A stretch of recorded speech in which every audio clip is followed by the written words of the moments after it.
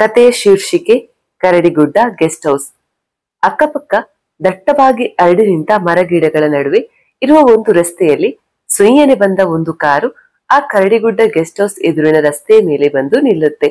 ಆ ಕಾರಿನಿಂದ ಇಳಿದ ಹುಲಿಯಪ್ಪನು ಛೇ, ಇದೇನಿದು, ಈ ಕಾರ್ಗೆ ಏನಾಯ್ತು ಎನ್ನುತ್ತಾ ಹೊರಗೆ ಬಂದು ತನಗೆ ತಿಳಿದ ಮಟ್ಟಿಗೆ ಎಲ್ಲಾ ರೀತಿಯಿಂದ ಕಾರನ್ನ ಚೆಕ್ ಮಾಡುತ್ತಾನೆ. ಆದರೆ ಕಾರಿಗೆ ಏನಾಗಿದೆ ಎಂದು ಮಾತ್ರ ಹುಲಿಯಪ್ಪನಿಗೆ ತಿಳಿಯೋದಿಲ್ಲ.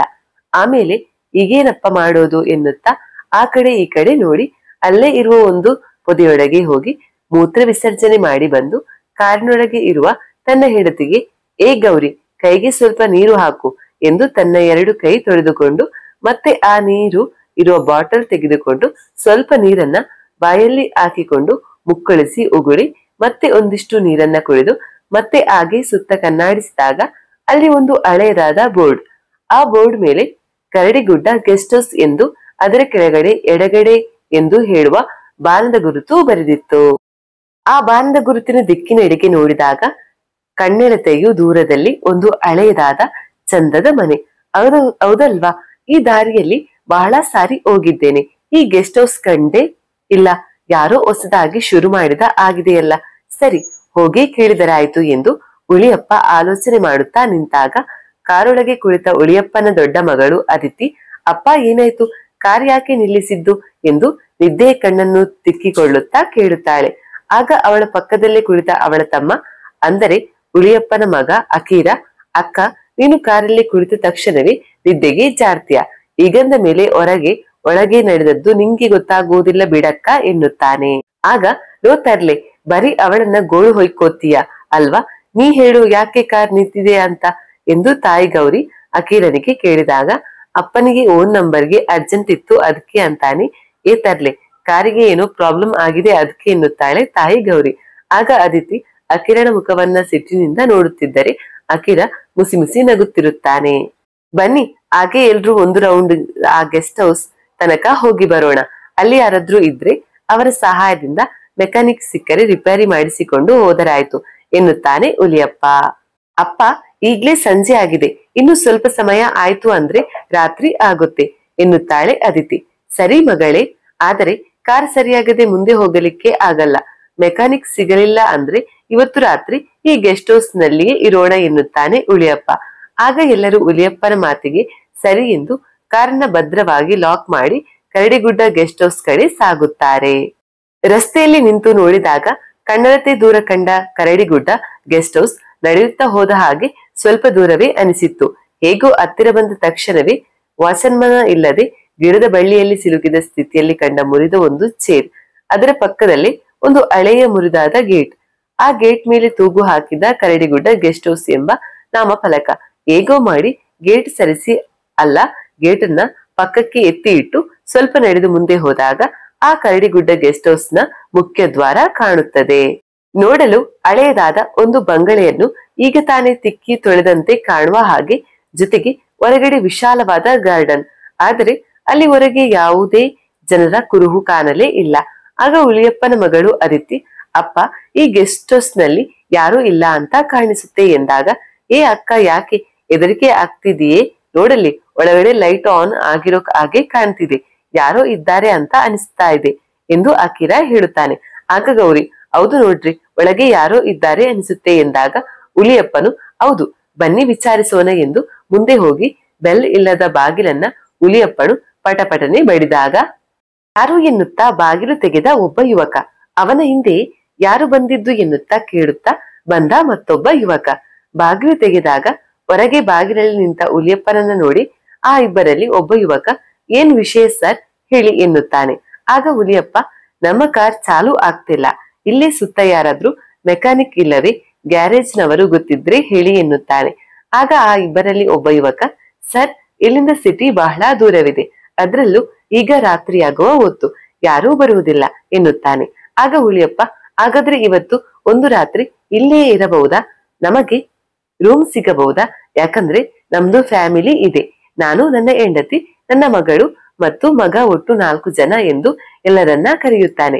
ಆಗ ಆ ಇಬ್ಬರು ಯುವಕರು ಅವರೆಲ್ಲರನ್ನ ನೋಡಿ ಜೊತೆಗೆ ಇಬ್ಬರು ತಮ್ಮ ಮಗವನ್ನ ತಾವು ನೋಡಿಕೊಂಡು, ಸರ್ ರೂಮ್ ಬೇಕಿತ್ತ, 1 ನಿಮಿಷ ತಡೀರಿ ಎಂದು ಒಳಗೆ ಹೋಗಿ ಒಳಗೆ ಇದ್ದ ತಮ್ಮ ಇನ್ನಿಬ್ಬರ ಗೆಳೆಯರನ್ನ ಕರೆದು, ನೋಡಿ, ನಮ್ಮ ಈ ಕರಡಿಗುಡ್ಡ ಗೆಸ್ಟ್ ಹೌಸ್ಗೆ ಕಸ್ಟಮರ್ ಬಂದಿದ್ದಾರೆ. ಅವರಿಗೆ ಇಲ್ಲಿನ ವಿಷಯ ಹಾಗೂ ನಮ್ಮ ಬಗ್ಗೆ ಗೊತ್ತಿಲ್ಲ ಅನ್ಸುತ್ತೆ. ಅವರಿಗೆ ಒಂದು ರೂಮ್ ಕೊಡೋಣ. ಇವತ್ತು ಒಂದಿನ ಇಲ್ಲೇ ಇದ್ದು ಅವರು ಕೂಡ ಇಲ್ಲಿನ ಅನುಭವ ತೆಗೆದುಕೊಳ್ಳಲಿ. ಆದಷ್ಟು ನಾವು ಯಾರು ಅಂತ ಗೊತ್ತಾಗದಿದ್ದರೆ ಒಳ್ಳೆಯದು. ಗೊತ್ತಾದರೆ ಹೆದರುವುದಂತೂ ಗ್ಯಾರಂಟಿ. ಆದಷ್ಟು ನಾವು ಯಾರು ಅಂತ ಗೊತ್ತಾಗದ ಹಾಗೆ ಇರೋಣ ಎನ್ನುತ್ತಾನೆ. ಅದಕ್ಕೆ ಎಲ್ಲರೂ ಸರಿ, ಓಕೆ ಎನ್ನುತ್ತಾರೆ. ಅದರಂತೆ ಹುಲಿಯಪ್ಪನ ಫ್ಯಾಮಿಲಿಗೆ ಒಂದು ರೂಮ್ ಅರೇಂಜ್ ಮಾಡಿ ಕೊಡುತ್ತಾರೆ. ಹುಲಿಯಪ್ಪನ ಫ್ಯಾಮಿಲಿಯು ರೂಮ್ ಒಳಗೆ ಹೋಗಿ ತಮ್ಮ ಎಲ್ಲಾ ಲಗೇಜ್ ಇಟ್ಟು ಫ್ರೆಶ್ ಆಗುತ್ತಾರೆ. ಆಮೇಲೆ ಹುಲಿಯಪ್ಪ ಮಾತ್ರ ರೂಮ್ ನಿಂದ ಹೊರಗೆ ಬಂದು ಆ ಗೆಸ್ಟ್ ಹೌಸ್ ತುಂಬಾ ಒಂದು ಸಣ್ಣ ವಾಕ್ ಮಾಡುತ್ತಾ ಹಾಗೆ ಆ ಯುವಕರು ಇರುವ ಕಡೆಗೆ ಬಂದು, ಹೌದು, ನಾನು ಈ ಗೆಸ್ಟ್ ಹೌಸ್ ರೂಟ್ ನಲ್ಲಿ ಅವಾಗ ಓಡಾಡ್ತಿದ್ದೇನೆ. ಆದ್ರೆ ಈ ಗೆಸ್ಟ್ ಹೌಸ್ ಕಡೆಗೆ ಗಮನ ಕೊಟ್ಟಿಲ್ಲ. ನೋಡಿದರೆ ಬಹಳ ಹಳೆಯದು ಅನ್ಸುತ್ತೆ. ರೂಮ್ ಎಲ್ಲ ಹಳೆ ಶೈಲಿಯಲ್ಲಿ ಇದೆ ಎಂದು ಹೇಳುತ್ತಾನೆ. ಆಗ ಆ ನಾಲ್ವರಲ್ಲಿ ಒಬ್ಬ ಯುವಕನು, ಇವರಿಗೆ ಸತ್ಯ ಗೊತ್ತಾದರೆ ಮುಗೀತು ಅಷ್ಟೇ, ಬೇರೆ ಏನಾದ್ರೂ ನಂಬುವ ಹಾಗೆ ಹೇಳ್ಬೇಕು ಅಂದುಕೊಂಡು, ಹೌದು ಸರ್, ಇದು ಬೇರೊಬ್ಬರ ಗೆಸ್ಟ್ ಹೌಸ್, ಬಹಳ ಹಳೆಯದು. ಈಗ 1 ತಿಂಗಳಾಯ್ತಷ್ಟೇ ನಾವು ಬಾಡಿಗೆಗೆ ನಡೆಸ್ತಾ ಇದ್ದೇವೆ. ಇನ್ನು ರಿಪೇರಿ ಕೆಲಸ ತುಂಬಾ ಇದೆ. ಈಗೀಗ ಒಂದೊಂದು ರೂಮ್ ರೆಡಿ ಮಾಡ್ತಾ ಇದ್ದೇವೆ. ಇನ್ನು ಬಹಳ ಕೆಲಸ ಇದೆ ಸರ್ ಎನ್ನುತ್ತಾನೆ. ಆಗ ಹುಲಿಯಪ್ಪನು, ಈ ಗೆಸ್ಟ್ ಹೌಸ್ ಬಗ್ಗೆ ಎಲ್ಲೋ ಏನೋ ಕೇಳಿದ್ದೇನೆ ಅಂತ ಅನಿಸ್ತಿದೆ ಎನ್ನುತ್ತಾನೆ. ಆಗ ಮತ್ತೊಬ್ಬ ಯುವಕ, ಯಾಕೋ ಈ ಯಪ್ಪನ ಜೊತೆ ಹೀಗೆ ಮಾತನಾಡುತ್ತಿದ್ದರೆ ನಮ್ಮ ಬಗ್ಗೆಯೂ ಕೂಡ ಎಲ್ಲೋ ಕೇಳಿದ್ದೇನೆ ಅನ್ನುತ್ತಾನೆ ಎಂದು, ಸರ್, ಇದು ಬಹಳ ಹಳೆಯದು ಅಲ್ವಾ, ಅದಕ್ಕೆ ಅಲ್ಲೋ ಇಲ್ಲೋ ಕೇಳಿರಬಹುದು ಅಷ್ಟೇ ಎನ್ನುತ್ತಾ ಆ ಹುಲಿಯಪ್ಪನ ಮಾತನ್ನ ಅಲ್ಲಿಗೆ ನಿಲ್ಲಿಸಿ ಮುಂದೆ ಮಾತನಾಡುವುದಕ್ಕೆ ಆಸ್ಪದ ಕೊಡದೆ, ಹೌದು, ತಮಗೆ ಊಟವನ್ನ ರೂಮ್ಗೆ ಕಳುಹಿಸಿ ಕೊಡಲೇ ಎನ್ನುತ್ತಾನೆ. ಆಗ ಹುಲಿಯಪ್ಪ, ಈಗ ತಾನೇ ಬಂದಿದ್ದೀವಿ, ಇನ್ನು ಸ್ವಲ್ಪ ಸಮಯ ಬಿಟ್ಟು ಆಮೇಲೆ ಕಳುಹಿಸಿ ಕೊಡಿ ಎನ್ನುತ್ತಾನೆ. ಆಗ ಕಾಫಿ ಕಳುಹಿಸಿ ಕೊಟ್ಟರೆ ಓಕೆನಾ ಸರ್ ಎನ್ನುತ್ತಾನೆ. ಆಗ ಸರಿ, ಕಳುಹಿಸಿ ಕೊಡಿ ಎನ್ನುತ್ತಾ ಹುಲಿಯಪ್ಪ ಮತ್ತೆ ತನ್ನ ರೂಮ್ಗೆ ಹೋಗುತ್ತಾನೆ. ಅತ್ತ ಹುಲಿಯಪ್ಪ ರೂಮ್ಗೆ ಹೋದರೆ ಇತ್ತ ಈ ನಾಲ್ವರಲ್ಲಿ ಗುಸುಗುಸು ಮಾತು. ಅವರಲ್ಲಿ ಒಬ್ಬ, ಊಟವೇನೋ ಕೇಳ್ಬಿಟ್ಟೆ, ಈಗ ಅದನ್ನು ನಾವು ಹೇಗಾದ್ರೂ ಅರೇಂಜ್ ಮಾಡ್ಬೇಕು. ಸರಿ, ಹೇಗಾದ್ರೂ ಮಾಡೋಣ, ಮೊದ್ಲು ಕಾಫಿ ಕೊಡೋಣ. ಆದ್ರೆ ಬೆಳಿಗ್ಗೆ ಆಗುವವರೆಗೂ ನಾವು ಯಾರು ಇಲ್ಲೇಕೆ ಇದ್ದೇವೆ ಎಂಬುದು ಗೊತ್ತಾಗದಿದ್ದರೆ ಸಾಕು. ನಾವು ಹುಡುಗರಷ್ಟೇ ಇದ್ವಿ, ಈಗ ಆ 2 ಹೆಣ್ಣು ಮಕ್ಕಳು, ತಾಯಿ ಮಗಳು ಇಬ್ಬರು ನೋಡಲು ಸುಂದರವಾಗಿದ್ದಾರೆ. ಈ ನಮ್ಮ ಜೊತೆಗೆ ಅವರು ಕೂಡ ಇವತ್ತಿನ ಒಂದು ರಾತ್ರಿಯ ಅನುಭವ ಪಡೆಯಲಿ. ನಮಗೂ ಕೂಡ ಅದರ ಮಜವೇ ಬೇರೆ.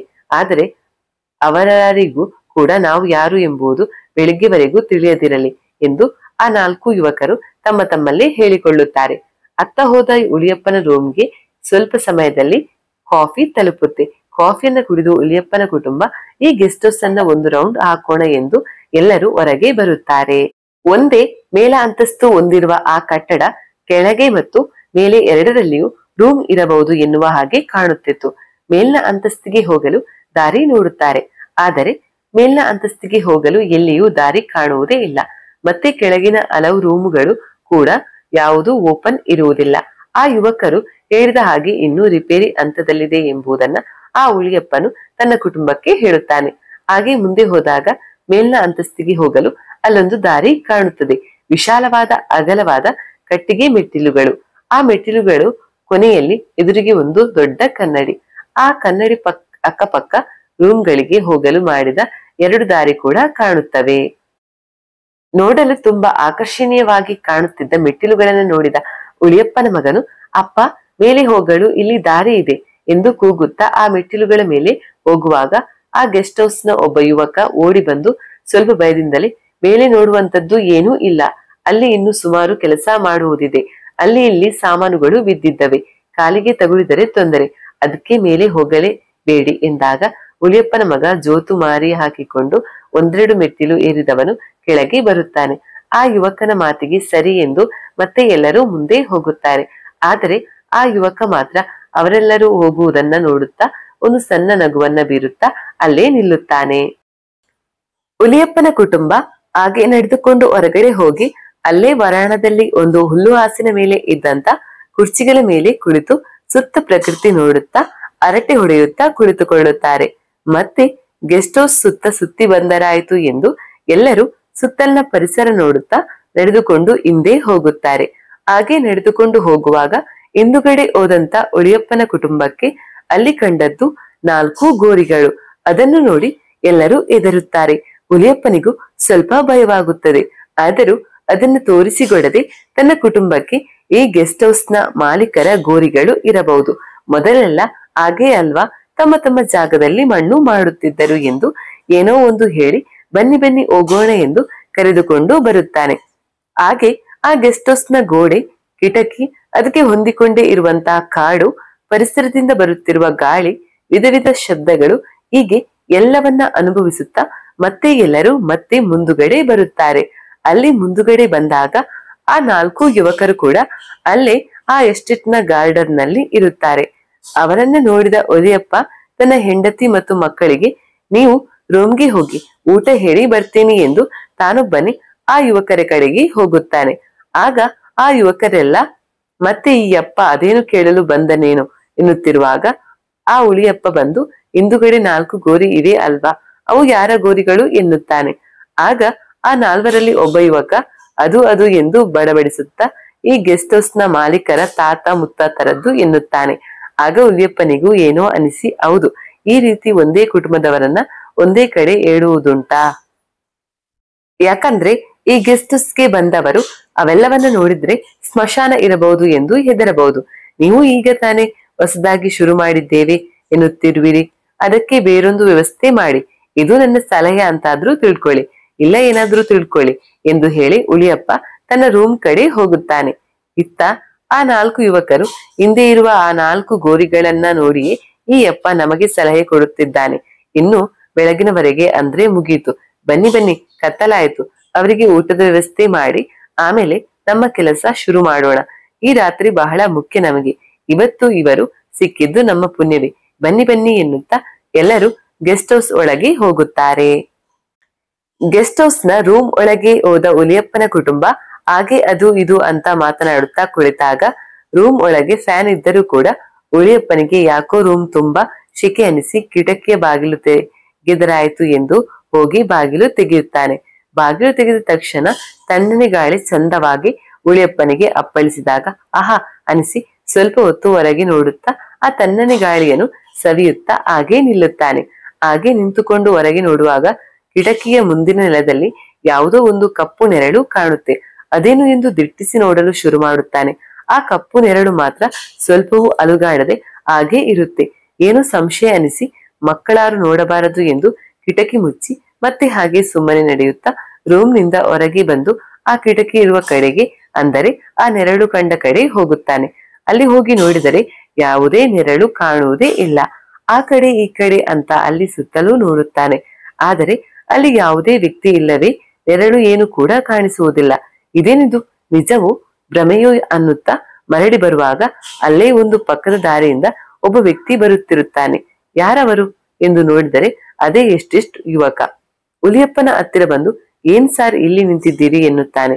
ಆಗ ಉಲಿಯಪ್ಪನಿಗೆ ಏನು ಹೇಳಬೇಕು ಏನು ಕೇಳಬೇಕು ತೋಚದೆ ಹಾಗೆ ಸುಮ್ನೆ ಓಡಾಡ್ತಿದ್ದೆ ಎನ್ನುತ್ತಾನೆ. ಆಗ ಆ ಯುವಕ ಸರಿ ಸರ್ ಎಂದು ಮುಂದೆ ಹೋದರೆ ಇತ್ತ ಉಲಿಯಪ್ಪನಿಗೆ ಅಲ್ಲಿ ನಿಂತದ್ದು ಯಾರು ಎಂದು ಏನೆಂದು ತಿಳಿಯದೆ ಮತ್ತೆ ರೂಮ್ ಕಡೆ ಹೋಗುತ್ತಾನೆ. ಅಷ್ಟರಲ್ಲಿ ರೂಮ್ಗೆ ಊಟ ಕೂಡ ಬರುತ್ತೆ. ಎಲ್ಲರೂ ಊಟ ಮಾಡುತ್ತಾರೆ. ಎಲ್ಲರ ಜೊತೆಗೆ ಊಟ ಮಾಡಿ ಮುಗಿಸಿದ ಉಲಿಯಪ್ಪನು ಕೈ ತೊಳೆಯಲೆಂದು ವಾಶ್ರೂಮ್ಗೆ ಹೋಗುತ್ತಾನೆ. ವಾಶ್ರೂಮ್ ನಲ್ಲಿರುವ ವಾಶ್ ಬೇಸಿನ್ಗೆ ಹೊಂದಿಕೊಂಡು ಇರುವ ನಳದಲ್ಲಿ ಕೈ ತೊಳೆದುಕೊಂಡು ಮತ್ತೆ ಆ ನಳವನ್ನ ಬಂದ್ ಮಾಡಿ ಸ್ವಲ್ಪ ಮುಂದೆ ಬಂದಾಗ ಮತ್ತೆ ನಳದಿಂದ ನೀರು ಬೀಳುತ್ತಿರುವ ಹಾಗೆ ಶಬ್ದ ಕೇಳಿಸುತ್ತೆ. ಆಗ ಉಳಿಯಪ್ಪ ವಾಶ್ ಬೇಸಿನ್ ನಲ್ಲಿ ಕೈ ತೊಳೆದುಕೊಂಡು ನಳವನ್ನ ಬಂದ್ ಮಾಡದೆ ಬಂದೇನಾ ಎಂದು ಮತ್ತೆ ಹಿಂದಿರುಗಿ ಹೋಗಿ ನೋಡಿದಾಗ ಆ ನಳ ಬಂದ್ ಇರುತ್ತೆ. ಜೊತೆಗೆ ಆ ಶಬ್ದವೂ ಕೂಡ ಕೇಳಿಸುವುದಿಲ್ಲ. ಇದೇನಿದು ಎನ್ನುತ್ತಾ ಮತ್ತೆ ಮುಂದೆ ಬಂದಾಗ ಮತ್ತೆ ಆ ನಳದಿಂದ ನೀರು ಬರುವ ಶಬ್ದ ಮತ್ತೆ ಹಿಂತಿರುಗಿ ಹೋಗುತ್ತಾನೆ. ಆಗಲೂ ಏನೂ ಇಲ್ಲ. ಅಲ್ಲೇ ಸುತ್ತ ಎಲ್ಲಾದ್ರೂ ಇನ್ನೊಂದು ನಳ ಇರಬಹುದೇ ಎಂದು ನೋಡುತ್ತಾನೆ. ಹ್ಮ್, ಎಲ್ಲಿಯೂ ನಳವಿಲ್ಲ. ಆದ್ರೂ ಆ ಶಬ್ದ ಎಲ್ಲಿಂದ ಬಂತು ಎಂದು ಮತ್ತೆ ಅದೇ ಆಲೋಚನೆಯಲ್ಲಿ ಬರುವಾಗ ಮತ್ತೆ ಆ ನಳ ಚಾಲು ಆದ ಹಾಗೆ ಶಬ್ದ. ಮತ್ತೆ ಮೆಲ್ಲಗೆ ಹೋಗುತ್ತಾನೆ. ಆ ನಳದ ಮುಂದೆ ನಿಲ್ಲುತ್ತಾನೆ. ಶಬ್ದವೂ ಇಲ್ಲ, ನೀರು ಇಲ್ಲ. ಹಾಗೆ ಆ ನಳವನ್ನೇ ನೋಡುತ್ತಾ ಹಾಗೆ ಸ್ವಲ್ಪ ಹೊತ್ತು ನಿಂತಾಗ ಆ ನಳ ಬಂದ್ ಇದ್ದರೂ ಕೂಡ ತನ್ನಿಂದ ತಾನೇ ಚಾಲು ಆಗಿ ನೀರು ದಬದಬನೆ ಬೀಳಲು ಶುರುವಾಗುತ್ತೆ. ಅದನ್ನು ಒಮ್ಮೆಲೆ ನೋಡಿದ ತಕ್ಷಣ ಉಲಿಯಪ್ಪ ಒಂದು ಕ್ಷಣ ಬೆಚ್ಚಿ ಬಿದ್ದು ಗಡಗಡ ನಡುಗುತ್ತಾನೆ. ನಡುಗುವ ಕೈಗಳಿಂದ ಮೆಲ್ಲನೆ ಆ ನಳದ ಹತ್ತಿರ ಹೋಗಿ ಅದನ್ನು ಬಂದ್ ಮಾಡುತ್ತಾನೆ. ಬಂದ್ ಮಾಡಿ ಸ್ವಲ್ಪ ಸಮಯ ಹಾಗೆ ನಿಂತುಕೊಂಡು ಮತ್ತೆ ಹಾಗೆ ಒಂದೊಂದು ಹೆಜ್ಜೆ ಇಡುತ್ತಾ ರೂಮ್ಗೆ ಬರುತ್ತಾನೆ. ಅಲ್ಲಿ ಉಳಿಯಪ್ಪನ ಮಗ ಮಗಳು ಹೆಂಡತಿ ಅದು ಇದು ಎಂದು ಏನೇನೋ ಮಾತನಾಡುತ್ತಾ ಕುಳಿತಿದ್ದಾರೆ. ಉಲಿಯಪ್ಪನಿಗೆ ಮಾತ್ರ ಕಿಟಕಿಯಲ್ಲಿ ಕಂಡ ನೆರಳು, ವಾಶ್ರೂಮ್ನಲ್ಲಿ ಆದ ಆ ಘಟನೆ ನೆನೆಯುತ್ತಾ ಹಾಗೆ ಕುಳಿತುಕೊಳ್ಳುತ್ತಾನೆ. ಆಮೇಲೆ ಅದೇನು ನೆನಪಾಗಿ ರೂಮ್ನಿಂದ ಹೊರಗೆ ಬರುತ್ತಾನೆ. ಹೊರಗೆ ಬಂದವನೇ ನೇರವಾಗಿ ಆ ಯುವಕರು ಇರುವ ಕಡೆ ಹೋಗುತ್ತಾನೆ. ಅಲ್ಲಿ ಹೋದವರೇ, ಈ ಗೆಸ್ಟ್ ಹೌಸ್ ನಲ್ಲಿ ನೀವು 4 ಜನರ? ಇಲ್ಲ, ನಿಮ್ಮನ್ನ ಮತ್ತು ನಮ್ಮನ್ನು ಬಿಟ್ಟು ಬೇರೆ ಯಾರಾದ್ರೂ ಇಲ್ಲಿ ಇದ್ದಾರಾ ಎಂದು ಕೇಳುತ್ತಾನೆ. ಆಗ ಆ ಯುವಕರಲ್ಲಿ ಒಬ್ಬ, ಈಗ ಸದ್ಯ ನಾವು ನೀವು ಅಷ್ಟೇ ಸರ್, ಬೇರೆ ಯಾರು ಇಲ್ಲ ಸರ್, ಯಾಕೆ ಎನ್ನುತ್ತಾನೆ. ಆಗ ಉಳಿಯಪ್ಪ, ನಂಗೇನು, ನಮ್ಮನ್ನು ಬಿಟ್ಟು ಬೇರೆ ಯಾರೋ ಇರಬಹುದು ಅನಿಸ್ತಾ ಇದೆ ಎನ್ನುತ್ತಾನೆ. ಹಾಗೇನು ಇಲ್ಲ ಸರ್ ಎನ್ನುತ್ತಾರೆ. ಆಗ ಉಳಿಯಪ್ಪ, ಅದೇನು ಯೋಚನೆ ಮಾಡಿ ಇಲ್ಲಿ ಆದ ಈ ಘಟನೆಗಳ ಬಗ್ಗೆ ಇವರಿಗೆ ಹೇಳಲೋ ಬೇಡವೋ, ಇವತ್ತು ಒಂದು ರಾತ್ರಿ ಅಷ್ಟೇ ಅಲ್ವಾ ಅಂದುಕೊಂಡು ಮತ್ತೆ ಹಾಗೆ ಸುಮ್ನೆ ರೂಮ್ಗೆ ಹೋಗುತ್ತಾನೆ. ಇತ್ತ ಆ ಯುವಕರಲ್ಲಿ ಒಬ್ಬ, ನೋಡಿ ಅವರಿಗೆ ಏನೋ ಗೊತ್ತಾಗಿದೆ, ಅದಕ್ಕೆ ಅವರು ಹಾಗೆ ಕೇಳ್ತಿದ್ದಾರೆ. ಏನೇ ಆಗಲಿ ಬೆಳಿಗ್ಗೆವರೆಗೆ ನಾವು ಮಾತ್ರ ಯಾರು ಅಂತ, ಜೊತೆಗೆ ಗೆಸ್ಟ್ ಹೌಸ್ ಬಗ್ಗೆ ಗೊತ್ತಾಗದ ಹಾಗಿರಲಿ, ಇನ್ನು ಮೇಲೆ ಆಟ ಶುರು ಅಂದುಕೊಂಡ. ಹಾಗೆ ಎಲ್ಲ ರೀತಿಯಿಂದಲೂ ಸಜ್ಜಾಗಿದೆ ಅಲ್ವಾ, ನಡೀರಿ ಎನ್ನುತ್ತಾ ಒಬ್ಬೊಬ್ಬರು ಒಂದೊಂದು ಕಡೆ ಹೋಗುತ್ತಾರೆ. ಇತ್ತ ಹುಲಿಯಪ್ಪ ತನ್ನ ರೂಮ್ಗೆ ಬಂದಾಗ ಅಲ್ಲಿ ಎಲ್ಲರೂ ನಿದ್ದೆಗೆ ಜಾರಿರುತ್ತಾರೆ. ಆ ಗೆಸ್ಟ್ ಹೌಸ್ ಬಗ್ಗೆ ವಿಚಾರ ಮಾಡುತ್ತಾ ತಾನು ಕೂಡ ಹಾಗೆ ಮಲಗಿ ಬಿಡುತ್ತಾನೆ. ಸರಿ ರಾತ್ರಿ 12 ಗಂಟೆಗೆ ಎಲ್ಲಾ ಮಲಗಿರುತ್ತಾರೆ. ಆಗ ಹುಲಿಯಪ್ಪನ ಹೆಂಡತಿ ಗೌರಿ ಒಮ್ಮೆಲೆ ಕಿಟರನ್ನೇ ಕಿರುಚುತ್ತಾ ಎದರಿಕೊಂಡು ಎದ್ದು ಬಿಡುತ್ತಾಳೆ. ಹುಲಿಯಪ್ಪ ಕೂಡ ಅವಳ ಆ ಕೂಗಿಗೆ ಭಯ ಬಿದ್ದು ಅವನು ಕೂಡ ಎದ್ದು ಸ್ವಲ್ಪ ಭಯದಿಂದಲೇ, ಯಾಕೆ ಗೌರಿ, ಏನಾಯ್ತು, ಯಾಕೆ ಯಾಕೆ, ಏನಾದ್ರೂ ಕೆಟ್ಟ ಕನಸು ಬಿತ್ತ, ಏನಾದ್ರೂ ನಡೆದೆಯಾ, ಯಾಕೆ ಯಾಕೆ ಎನ್ನುತ್ತಾ ಎದರುತ್ತಾ ಕುಳಿತವಳನ್ನ ತಲೆ ಸವರಿ ಭುಜ ಸವರಿ ಸಮಾಧಾನ ಪಡಿಸುತ್ತಾನೆ. ಆಮೇಲೆ ಅವಳು ಸಹಜ ಸ್ಥಿತಿಗೆ ಬಂದ ಮೇಲೆ ಮತ್ತೆ ಯಾಕೆ ಏನಾಯ್ತು ಎನ್ನುತ್ತಾನೆ. ಆಗ ಗೌರಿಯು ಸ್ವಲ್ಪ ಎದರುತ್ತಾಳೆ. ಏನೋ ಒಂದು ಕೆಟ್ಟ ಕನಸು ರೀ, ಯಾರೋ ಒಬ್ಬ ನಮ್ಮ ಮಗಳನ್ನ ಎಳೆದುಕೊಂಡು ಹೋಗುವ ಹಾಗೆ, ಅವಳ ಮೈ ಮೇಲಿನ ಬಟ್ಟೆಯನ್ನ ಬಿಚ್ಚಿ ಹಾಕುವ ಹಾಗೆ, ಅವಳು ಅಮ್ಮ ಅಮ್ಮ ಎಂದು ಕೂಗುವ ಹಾಗೆ, ಒಂದು ಕೆಟ್ಟ ಕನಸು ರೀ, ತುಂಬಾ ಭಯ ಆಯ್ತು ರೀ ಅದಕ್ಕೆ ಎನ್ನುತ್ತಾಳೆ. ಆಗ ಹುಲಿಯಪ್ಪ, ಓ ಹೌದಾ, ಹಾಗೇನ, ಮಲಗಿಕೊಳ್ಳುವ ಜಾಗ ಬದಲಾದ್ರೆ ಒಮ್ಮೊಮ್ಮೆ ಹಾಗೆ ಆಗುತ್ತದೆ, ಹಾಗೇನೂ ಇಲ್ಲ, ಆರಾಮಾಗಿ ನೆಮ್ಮದಿಯಾಗಿ ಮಲ್ಕೋ, ನೋಡು ನಮ್ಮ ಮಗಳು ಇಲ್ಲೇ ಹೇಗೆ ಮಲಗಿದ್ದಾಳೆ ನೋಡು ನೋಡು ಎಂದು ತನ್ನ ಮಗಳು ಅದಿತಿ ಮಲಗಿರುವ ಕಡೆ ನೋಡಿದರೆ ಅಲ್ಲಿ ಅವಳಿಲ್ಲ. ಮಗಳು ಅದಿತಿ ರೂಮ್ ನಲ್ಲಿ ಇಲ್ಲದನ್ನ ನೋಡಿ ಮತ್ತೆ ಇಬ್ಬರಿಗೂ ತುಂಬಾ ಗಾಬರಿ ಆಗುತ್ತದೆ. ಆಗ ಹುಲಿಯಪ್ಪ, ಇವಳು ಮೊದಲೇ ಎದುರಿಕೊಂಡಿದ್ದಾಳೆ, ಮತ್ತೆ ಏನೇನೋ ಅಂದುಕೊಂಡು ಎದುರಿಸುವುದು ಬೇಡವೆಂದು ಇಲ್ಲೇ ಬಾತ್ರೂಮ್ಗೆ ಹೋಗಿರಬೇಕು, ನಾ ನೋಡಿ ಬರ್ತೀನಿ ಎಂದು ಅದಿತಿ ಅದಿತಿ ಎಂದು ಕೂಗುತ್ತಾ ಬಾತ್ರೂಮ್ ಕಡೆಗೆ ಹೋಗುತ್ತಾನೆ. ಅಲ್ಲಿ ಅದಿತಿ ಕಾಣುವುದಿಲ್ಲ. ಮತ್ತೆ ರೂಮ್ಗೆ ಗೌರಿ ಹತ್ತಿರ ಬಂದು, ಅದಿತಿ ಬಾತ್ರೂಮ್ ನಲ್ಲಿ ಇಲ್ಲ, ಇಲ್ಲಿ ಸ್ವಲ್ಪ ಶೆಕೆ ಅಲ್ವಾ, ನಿದ್ರೆ ಬರಲಿಲ್ಲ ಅಂತ ಕಾಣುತ್ತೆ, ಅದಕ್ಕೆ ಹೊರಗೆ ಹೋಗಿರಬಹುದು, ಕರೆದುಕೊಂಡು ಬರ್ತೀನಿ ಎಂದು ಹೋಗುವಾಗ ಹುಲಿಯಪ್ಪನ ಹೆಂಡತಿ, ನೀ ಸ್ವಲ್ಪ ತಡೀರಿ ನಾನೂ ಬರ್ತೀನಿ ಎಂದು ಗೌರಿ ಕೂಡ ಹುಲಿಯಪ್ಪನ ಜೊತೆಗೆ ಹೋಗುತ್ತಾಳೆ. ರೂಮ್ನ ಬಾಗಿಲ ಹತ್ತಿರ ಬಂದು ನೋಡಿದರೆ ಬಾಗಿಲು ತೆರೆದೇ ಇತ್ತು. ಅದನ್ನು ನೋಡಿದ ಹುಲಿಯಪ್ಪ ತನ್ನ ಹೆಂಡತಿ ಗೌರಿಗೆ, ನೋಡು ಬಾಗಿಲು ತೆರೆದೇ ಇದೆ, ನಾ ಹೇಳಲಿಲ್ವಾ, ಅವಳು ಹೊರಗೆ ಹೋಗಿದ್ದಾಳೆ, ಬಾ ಕರೆದುಕೊಂಡು ಬರೋಣ ಎಂದು ಇಬ್ಬರು ಹೊರಗೆ ಬರುತ್ತಾರೆ. ಎಲ್ಲಿ ಹೋಗಿರಬಹುದು ಎಂದು ಹುಲಿಯಪ್ಪ ಮತ್ತು ಗೌರಿ ಅದಿತಿ ಅದಿತಿ ಎಂದು ಕೂಗುತ್ತಾ ಹಾಗೆ ಹೊರಗೆ ಹೋಗುತ್ತಾರೆ. ಆದರೆ ಅದಿತಿಯ ಧ್ವನಿ ಇಲ್ಲ, ಸುಳಿವಿಲ್ಲ. ಹಾಗೆ ಕೂಗುತ್ತಾ ಕೂಗುತ್ತಾ ಆ ಯುವಕರು ಇರುವ ಕಡೆಗೆ ಹೋಗುತ್ತಾರೆ. ಆ ಯುವಕರು ಕೂಡ ಕಾಣುವುದಿಲ್ಲ. ಹಾಗೆ ಕೂಗುತ್ತಾ ಹೊರಗೆ ಬಂದಾಗ ಗೆಸ್ಟ್ ಹೌಸ್ ನ ಮುಂದಿನ ವರಾಂಡದಲ್ಲಿ ಅದಿತಿ ಸುಮ್ಮನೆ ನಿಂತಿರುತ್ತಾಳೆ. ಮಗಳು ಅದಿತಿ ನಿಂತಿರುವುದನ್ನು ನೋಡಿ ಇಬ್ಬರಿಗೂ ಒಂದು ರೀತಿ ಸಮಾಧಾನ ಅನಿಸುತ್ತೆ. ಆಗ ಹುಲಿಯಪ್ಪನು ತನ್ನ ಹೆಂಡತಿಗೆ ಗೌರಿಗೆ, ನೋಡೆ ನಾನು ಹೇಳಿಲ್ವಾ ಇಲ್ಲೇ ಇರಬಹುದು ಅಂತ, ಏನ್ ಮಗಳೇ ಅದಿತಿ, ನಾವು ಎಷ್ಟೇ ಕೂಗುತ್ತಿದ್ದರು ನೀ ಏನು ಸುಮ್ನೆ ನಿಂತಿದ್ದೀಯಾ, ಯಾಕ್ ಮಗಳೇ ನಿದ್ದೆ ಬರ್ಲಿಲ್ವಾ ಎನ್ನುತ್ತಾ ಇಂದಿನಿಂದ ಅದಿತಿ ಭುಜದ ಮೇಲೆ ಕೈ ಇಟ್ಟಾಗ ಆಗ ಅದಿತಿ ಹುಲಿಯಪ್ಪನನ್ನ ಹಿಂದೆ ತಿರುಗಿ ನೋಡಿ ಅಲ್ಲೇ ಕುಸಿದು ಬೀಳುತ್ತಾಳೆ. ಗೌರಿ ಮತ್ತು ಹುಲಿಯಪ್ಪ ತುಂಬಾ ಗಾಬರಿಗೊಂಡು, ಅದಿತಿ ಅದಿತಿ ಮಗಳೇ ಏನಾಯ್ತು ಎಂದು ಪ್ರಜ್ಞೆ ತಪ್ಪಿ ಬಿದ್ದ ಮಗಳನ್ನ ಇಬ್ಬರು ಎತ್ತಿಕೊಂಡು ಬಂದು ರೂಮ್ ಒಳಗಿನ ಮಂಚದ ಮೇಲೆ ಮಲಗಿಸುತ್ತಾರೆ. ಆಮೇಲೆ ಅದಿತಿ ಮೊಗದ ಮೇಲೆ ಸ್ವಲ್ಪ ನೀರು ಸಿಂಪಡಿಸುತ್ತಾರೆ. ಆಗ ಅದಿತಿಗೆ ಎಚ್ಚರವಾಗುತ್ತದೆ. ಎಚ್ಚರವಾದ ತಕ್ಷಣ ಯಾಕೋ ಎದುರುತ್ತಾ ಇಬ್ಬರನ್ನು ಬಿಟ್ಟು ಹಿಂದೆ ಸರಿದು ಕೂರುತ್ತಾಳೆ. ಆಮೇಲೆ, ಯಾಕಮ್ಮ ಏನಾಯ್ತು, ಯಾಕೆ ಯಾಕೆ ಎಂದು ಹತ್ತಿರ ಹೋಗಿ ನೋಡು, ನಾನಮ್ಮ ನಿಮ್ಮಮ್ಮ ಗೌರಿ, ನೋಡು ಇಲ್ಲಿ ಅಪ್ಪ ಇದ್ದಾರೆ ನೋಡಮ್ಮ ಎಂದು ಹಾಗೆ ತಲೆ ಸವರುತ್ತಾ ಸಮಾಧಾನ ಪಡಿಸಿದಾಗ, ಆಮೇಲೆ ಅದಿತಿ ತಾಯಿ ಗೌರಿಯನ್ನ ನೋಡಿ ಅಮ್ಮ ಎಂದು ಎದರುತ್ತಾ ಅಳುತ್ತಾ ತಬ್ಬಿಕೊಂಡು ಬಿಡುತ್ತಾಳೆ. ಉಳಿಯಪ್ಪನು ಕೂಡ ಮಗಳನ್ನ ಸಮಾಧಾನ ಪಡಿಸಿ, ಏನಾಯ್ತಮ್ಮ, ಯಾಕೆ ಹೆದರ್ತಿದ್ಯಾ, ಯಾಕೆ ನಿದ್ದೆ ಬರ್ಲಿಲ್ವಾ, ಅದಕ್ಕೆ ಹೊರಗೆ ಹೋಗಿದ್ಯಾ, ಇಲ್ಲ ಏನಾದ್ರೂ ಕನಸು ಬಿತ್ತಾ, ಯಾಕಮ್ಮ ಎಂದು ಒಂದು ರೀತಿ ಸೌಮ್ಯದಿಂದ ಕೇಳುತ್ತಾನೆ. ಆಗ ಅದಿತಿ ಮತ್ತೆ ಎದರಿಕೊಂಡಂತೆ ಮಾಡಿ ಒಂದು ಸಾರಿ ಅಮ್ಮನ ಮೊಗ ನೋಡಿ ಅಮ್ಮ ಎಂದು ಗೌರಿಯನ್ನ ಮತ್ತೆ ತಬ್ಬಿಕೊಂಡು ಬಿಡುತ್ತಾಳೆ. ಆಗ ಗೌರಿ, ಯಾಕಮ್ಮ ಯಾಕಮ್ಮ ಯಾಕೆ ಹೆದರುತ್ತಿದ್ದೀಯ, ಏನಾಯ್ತಮ್ಮ ಹೇಳು ಎಂದು ಸ್ವಲ್ಪ ಸಮಾಧಾನ ಪಡಿಸಿದಾಗ ಆಗ ಅದಿತಿ, ಅಮ್ಮ ಅದು ನೀನು ನನ್ನ ಕೂಗುವಂತೆ ಏನೋ ಕೇಳಿಸಿತು, ನಾನು ಓಡೋಡಿ ಹೊರಗೆ ಹೋದೆ, ಅಲ್ಲಿ ವರಾಂಡದಲ್ಲಿ 4 ವ್ಯಕ್ತಿಗಳು ನಿನ್ನ ಮೈ ಮೇಲೆ ಬಿದ್ದು ಎಂದು ಮುಂದಕ್ಕೆ ಮಾತನ್ನು ಹೇಳದೆ ನಿಲ್ಲಿಸಿ ಅಮ್ಮ ಎಂದು ಮತ್ತೆ ಭಯಗೊಂಡಂತೆ ಬಿಕ್ಕಿ ಬಿಕ್ಕಿ ಅಳಲು ಶುರು ಮಾಡುತ್ತಾಳೆ. ಆಗ ಗೌರಿ, ಅಷ್ಟೇನಾ, ಅದು ಕನಸಮ್ಮ, ನೋಡು ನಾನು ಚೆನ್ನಾಗೇ ಇದ್ದೇನೆ, ನೋಡು ಒಂದು ಸಲ, ಏನೂ ಇಲ್ಲ, ಹಾಗೆ ಕೆಟ್ಟ ಕನಸು ಅಷ್ಟೇ, ನೋಡು ನಾನು ಇಲ್ಲೇ ಇದ್ದೇನೆ, ನಿಮ್ಮ ಪಪ್ಪ ಕೂಡ ಇಲ್ಲೇ ಇದ್ದಾರೆ, ಏನೂ ಆಗಿಲ್ಲ ಅಮ್ಮ, ಸ್ವಲ್ಪ ಹೆದರಿಕೆ ಆಗಿದೆ ನಿಂಗೆ ಅಷ್ಟೇ, ಏನೂ ಇಲ್ಲ, ನೋಡು ನಿನ್ನ ತಮ್ಮ ಅಕೀರ ಕೂಡ ಇಲ್ಲೇ ಗಡದಾಗಿ ಮಲಗಿದ್ದಾನೆ ನೋಡು ಎಂದಾಗ ಅದಿತಿ ಅಕೀರ ಮಲಗಿದ ಕಡೆಗೆ ಮೆಲ್ಲನೆ ನೋಡುತ್ತಾಳೆ. ಆದರೆ ಅಲ್ಲಿ ಅಕೀರ ಇಲ್ಲ. ಆಗ ಅದಿತಿ ಮೆಲ್ಲನೆ, ಅಮ್ಮ ಅಕೀರ ಇಲ್ಲಿ ಎಂದಾಗ ಹುಲಿಯಪ್ಪ ಮತ್ತು ಗೌರಿ ಅಕೀರ ಮಲಗಿದ ಕಡೆ ನೋಡಿದಾಗ ಹೊರಗಿಂದ ಅಪ್ಪ ಎಂದು ಜೋರಾಗಿ ಕಿರುಚಿದಂತೆ ಅಕೀರನ ಧ್ವನಿ. ಆಗ ಗೌರಿ, ಹುಲಿಯಪ್ಪ, ಅದಿತಿ ಎಲ್ಲರೂ ಹೊರಗೆ ಓಡುತ್ತಾರೆ. ಇವರು ಈ ಕಡೆಯಿಂದ ಓಡುತ್ತಾ ಹೊರಟರೆ ಆ ಕಡೆಯಿಂದ ಅಪ್ಪ ಅಪ್ಪ ಎಂದು ಇವರೆಲ್ಲರ ಎದುರಿಗೇನೆ ಅಕೀರ ಓಡಿ ಬಂದು ಅಪ್ಪ ಹುಲಿಯಪ್ಪನನ್ನ ತಬ್ಬಿಕೊಳ್ಳುತ್ತಾನೆ. ಆಗ ಹುಲಿಯಪ್ಪ ಮಗ ಹಾಗೆ ಓಡಿ ಬಂದದ್ದನ್ನ ನೋಡಿ ಗಾಬರಿಯಿಂದ, ಯಾಕೋ ಅಕೀರ ಏನಾಯ್ತು, ಈ ಹೊತ್ತಲ್ಲಿ ಎಲ್ಲಿ ಹೋಗಿದ್ದೆ, ಏನಾಯ್ತು ಎಂದಾಗ ಆಗ ಅಕೀರನು, ಅಪ್ಪ ಅಪ್ಪ ಅದು ಆಗ್ಲೇ ಆ ಅಂಕಲ್ ಹೇಳಿದ್ದರಲ್ಲ, ಅಲ್ಲಿ ಮೇಲೆ ಹೋಗಲು ಮೆಟ್ಟಿಲು ಇದವಲ್ಲ, ಅವರು ಅಲ್ಲಿ ಹೋಗಬೇಡಿ ಎಂದು ಹೇಳಿದ್ದರಲ್ಲ, ಅಲ್ಲಿ ಹೋಗಿದ್ದೆ ಎಂದು ಹೇಳುತ್ತಾನೆ. ಅವರು ಹೋಗಬೇಡಿ ಅಂತ ಹೇಳಿದರಲ್ಲ, ಮತ್ತೇಕೆ ಹೋದೆ, ಅದು ಈ ರಾತ್ರಿ ಎಲ್ಲರೂ ಮಲಗಿದ್ದಾಗ ಯಾಕೆ ಎಂದು ಕೇಳುತ್ತಾನೆ.